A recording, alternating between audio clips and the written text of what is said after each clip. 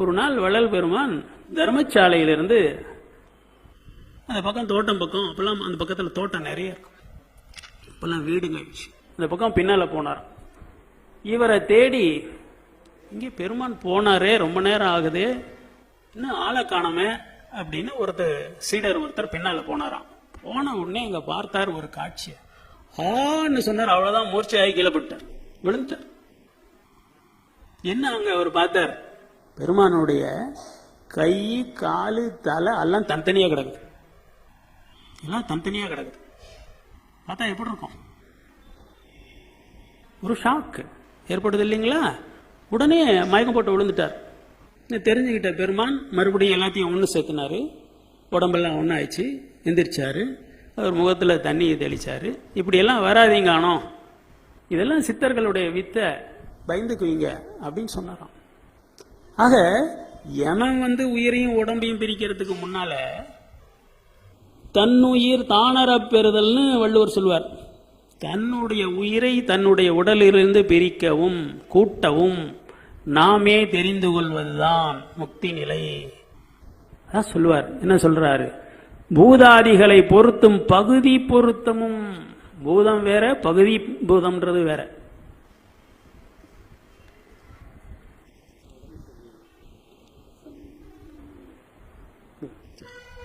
இவர் வந்துட்டாரா, சாப்பாடு வந்துச்சா? ஆக இந்த 7 தாதுக்கள் பூதங்கள், இதுல பகுதிகள் இருக்கு. இந்த பகுதி பொருத்தத்தை எப்படி இந்த பஞ்சபூதங்களும் சேருகின்றன, இதெல்லாம் வள்ளல் பெருமான் இங்க சொல்லித்தர. அவற்றையெல்லாம் தெரிந்து கொள்ள வேண்டும். அப்போ தத்துவம் அனைத்தும் தாமொருங் கொழுந்திட சத்துவம் ஒன்றே தனித்து நின்றோங்கிட. 36 தத்துவங்களையும் தனித்தனி ஜெயிக்கணும், அதை தெரிஞ்சுக்கணும். பிறகு அந்த சத்துவம் எல்லாம் தத்துவம் நீக்கிட்டு சத்துவம் ஒன்றே இருக்கிற மாதிரி செய்யணும். அப்புறம் சிற்றவை தொடங்கி படைப்பு நடக்கின்றது. அந்த சிற்றவை எங்கே இருக்கின்றது, அதற்குள் நுழைவது எப்படி, இதான் நுண்மான் நுழைவுலம்னு அறிவு நிலைகள் 10 புஸ்தகத்தில் விளக்கம் சொல்லி இருக்கிறேன். அதே போல இந்த கலை சாகும் தலை, இந்த உடம்பு, இதுல கலை சாகாம மூச்சு சாகாம இருக்கிற சாகா தலையை தெரிந்து கொண்டு வேகா கால், இப்போ ஒவ்வொரு சுவாசமும் வெந்து போகுது. இது வேகாம் உள்ளார பரின்னு ஒன்று இருக்கு, பலமுறை இங்க நான் பேசியிருக்கேன், விளக்கம் சொல்லி இருக்கிறேன். அந்த வேகா காலை தெரிந்து கொள்ள வேண்டும். அதற்கு பிறகு போகா புனல், நமக்கு உள்ளே என்ன இருக்கு, ஒரு அமுதம் இருக்கு, அது இந்த உடம்பை விட்டு போகாது. அந்த அமுதத்தை எப்படி அருந்துவது என்று நாம் தெரிந்து கொள்ள வேண்டும். இதுக்கெல்லாம் அடிப்படை என்ன, உருவமத்தியிலேயே எப்பவும் கவனம் இருக்கணும்.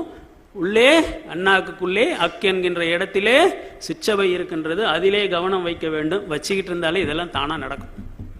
இவ்வளவு விஷயங்கள் இன்னும் நிறைய இருக்கு.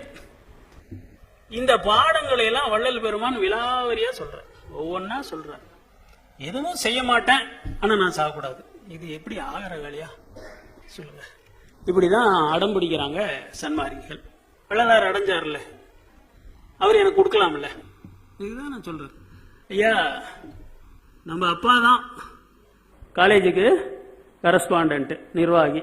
சரி, எப்பந்தானே நீ தானே காலேஜை நடத்துற, நான் எதுக்கு பள்ளிக்கூடத்துக்கு போகணும், எதுக்கு பரீட்சை எழுதணும், நீ தானே டிகிரி கொடுக்குறாள், எனக்கு அப்படியே பட்டம் கொடுத்துரு. இது நடக்குமா?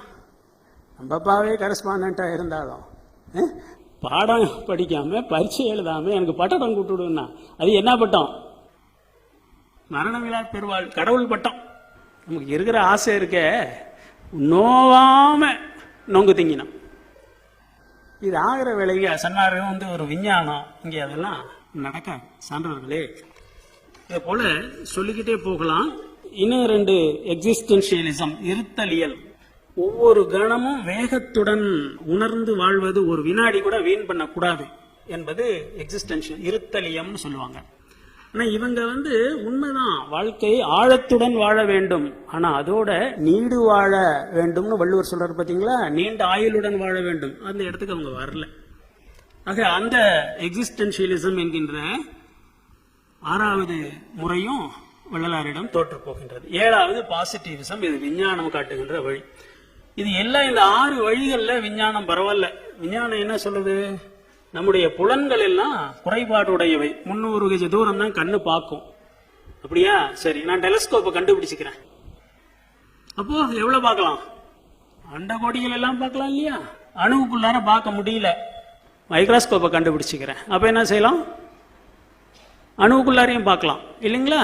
ஆக நம்முடைய புலன்களை, அவற்றினுடைய வீச்சை அதிகரிப்பதற்கு கருவிகளை கண்டுபிடித்து எப்படியோ பிரச்சனை அறகுறையாவது தீர்த்துக்கோ என்று சொல்வது விஞ்ஞானம். ஆனால் இதுலேயும் ஒரு குறை இருக்கு. என்னன்னா, இந்த உலகத்தை பற்றி, மனித உடலை பற்றி விஞ்ஞானம் ஆய்வு செய்து கருவிகளை கண்டுபிடித்து கொடுக்கின்றது சரிதான். ஆனால் உயிரை பற்றிய ஆராய்ச்சியோ கடவுளை பற்றிய ஆராய்ச்சியோ இல்லை. 3ல் 1 பாகம்தான் படிப்பு. 6 பேப்பர் எழுதணுங்க பரீட்சையில், 2 பேப்பர் தான் நான் எழுதுவேன். டிகிரி கொடுனா எப்படி கொடுக்கறது? கொடுப்பாங்களா? அப்போ முழுமையான கல்வி பதிநிலை, பாசநிலை, பசுநிலை 3ம் தெரியணும். அப்போ இந்த விஞ்ஞானம் உயிரை பற்றிய விஞ்ஞானமாகவும், அருளை பற்றிய விஞ்ஞானம் கடவுளை பற்றிய விஞ்ஞானமாகவும் வளர வேண்டும். அப்பொழுது அருள் விஞ்ஞானமாக இது மாறும்.